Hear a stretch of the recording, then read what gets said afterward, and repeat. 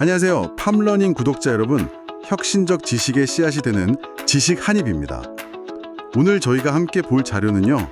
한국 농업 국가 자격증 보고서 PDF. 여기서 좀 발췌한 내용입니다. 2025년 농업 국가 자격증. 이게 어떻게 바뀌는지 최신 동향이랑 핵심 정보들 같이 한번 파헤쳐 보겠습니다. 아시겠지만 요즘 농업 현장이 AI다, IoT다 해서 스마트팜, 또 친환경 유기농 중심으로 엄청 빠르게 변하고 있잖아요. 그러다 보니까 이제는 진짜 전문성이 없으면 안 되는 시대가 됐고 이걸 증명하는 국가 자격증, 이게 점점 더 중요해지는 것 같아요. 그냥 이력서 한 줄, 이게 아니라 정부 지원 받을 때 가산점도 되고 또 실제 취업이나 창업에도 도움이 되고요. 네, 맞습니다. 이게 단순히 기술만 아는 걸 넘어서서요. 변화하는 농업 환경을 좀 깊이 이해하고 실제로 적용하는 능력이 중요해졌죠. 특히 그 보고서를 보면 2025년에 주목할 만한 큰 변화들이 좀 있거든요.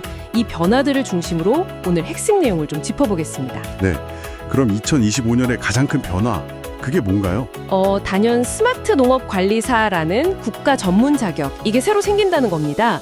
2025년 10월 18일에 첫 필기 시험이 예정되어 있어요. 스마트 농업 관리사, 처음 듣는 이름인데요? 네, 신설되는 거니까요. 이게 단순히 스마트팜 장비를 다루는 그런 기술자 개념을 넘어서는 거예요. 스마트팜 기획부터 시작해서 운영하고 거기서 나오는 데이터 분석하고 또 그걸 바탕으로 경영 컨설팅까지 이걸 다 할 수 있는 전문가를 키우겠다는 목표죠. 와, 기획, 운영, 분석의 컨설팅까지요? 네, 이게 왜 중요하냐면 기존 자격증들은 좀 특정 기술이나 재배법 이런 데 좀 초점이 맞춰져 있었잖아요. 근데 이 스마트 농업 관리사는 데이터를 실제 경영 판단이랑 연결하고 시장 변화에 맞춰서 전략도 짜고 뭐랄까 이런 통합적인 사고를 요구하는 거죠.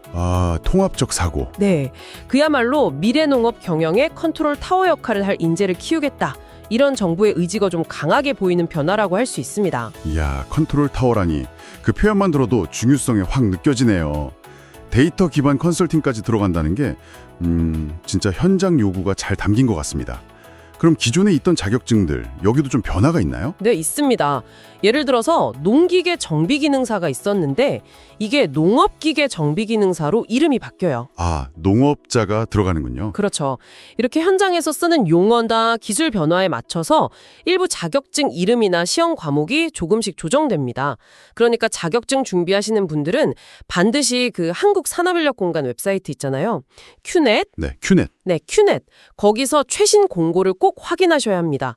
2025년 전체 시험 일정도 이미 다 올라와 있으니까요. 지금부터 계획 세우시면 좋겠죠. 그렇군요. 큐넷 확인은 정말 필수겠네요. 알겠습니다. 그럼 분야별로 중요한 자격증들이 많을 텐데 이걸 좀 어떻게 봐야 할까요? 자격증 이름만 쭉 들으면 좀 복잡할 수도 있을 것 같아서요. 네. 좋은 지적이세요. 보고서 내용을 보면 크게 한 3가지 흐름으로 묶어볼 수 있을 것 같아요. 첫 번째는 역시 스마트 자동화 흐름입니다. 방금 말씀드린 스마트 농업 관리사, 이게 대표적이고요. 또 요즘 인력 부족하니까 농업기계 정비기능사나 농업기계기사 같은 자격증들이 이 흐름의 핵심이라고 볼 수 있죠. 아무래도 소비자들 요구가 높아지니까요. 유기농업 기사나 기능사, 그리고 농산물 부가가치를 높이는 농산물 품질관리사, 또 농업의 시작이죠. 종자기사. 이런 것들이 점점 중요해지고 있어요. 유기농업이랑 품질관리, 종자. 네, 특히 그 유기농업 기능사는 응시 자격 제한이 없거든요. 그래서 친환경 농업 처음 시작하시는 분들한테는 좋은 출발점이 될 수 있습니다. 자격 제한이 없군요. 괜찮네요. 네, 그리고 마지막 3번째는 기초 응용 분야로 볼 수 있는데요. 시설 설계나 환경 제어의 기본이 되는 시설 원예 기사, 아니면 동물 복지에 대한 관심이 커지면서 주목받는 축산 기사나 동물 보건사, 이런 것들을 들 수 있겠네요. 이렇게 좀 흐름으로 묶어서 이해하시면 내가 어떤 방향으로 전문성을 키워야겠다, 감 잡기가 좀 더 쉬우실 겁니다. 네. 그렇게 3가지 축으로 나눠주시니까 훨씬 명확해지네요. 스마트 자동화, 친환경 고품질, 그리고 기초 응용. 그럼 이 자격증들을 실제 내 상황에 맞춰서 어떻게 좀 선택하고 활용하는 게 좋을까요? 일단 농업에 처음 들어오시는 분이다 이러면 보통 실무 위주로 평가하고 또 응시 자격 제한이 없는 기능사 등급부터 시작하시는 게 좋아요. 그렇게 차근차근 경험 쌓으시는 걸 추천하고요. 네, 기능사부터. 반면에 관련 전공을 하셨거나 이미 경력이 좀 있으신 분들은 이론이랑 실무를 같이 보는 산업기사나 아니면 더 높은 수준의 전문성을 보는 기사 등급에 바로 도전하시는 게 좋죠. 전문성을 한 단계 딱 높이는 전략이 효과적입니다. 경력자는 산업기사나 기사로 바로. 네. 그리고 요즘은 또 융합이 중요하잖아요. 그렇죠. 시설원예 기사 이걸 따서 재배 환경 설계 능력을 갖추고 거기에 유기농업 기사로 친환경 생산 전문성을 더하고 또 새로 생기는 스마트 농업 관리사로 데이터 기반 운영 효율까지 높인다. 이러면 정말 강력한 경쟁력이 생기겠죠. 와, 그 조합은 정말... 네. 제가 최근에 만난 어떤 청년 농업인이 있는데 시설원의 기사랑 유기농업 기능사 이걸 같이 따서 친환경 스마트 온실을 운영하는데 소득이 꽤 높더라고요.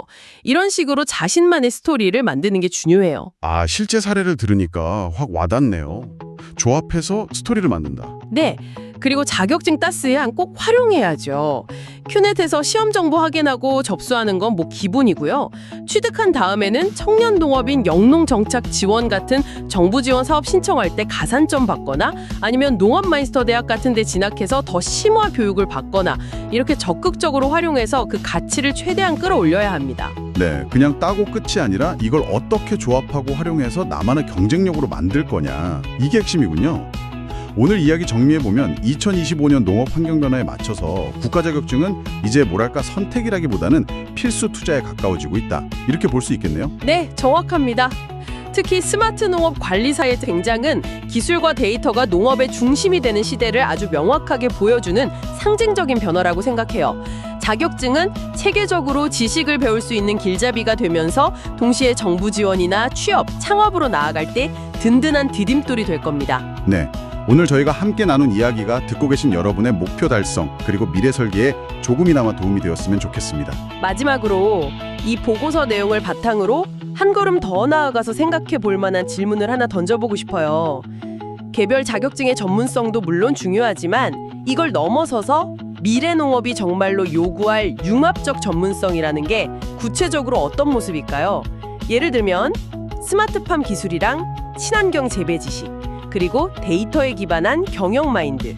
이걸 어떻게 효과적으로 딱 결합해야 남들과는 다른 확실한 경쟁 우위를 가질 수 있을지 한번 여러분 각자의 답을 찾아보시면 좋겠습니다.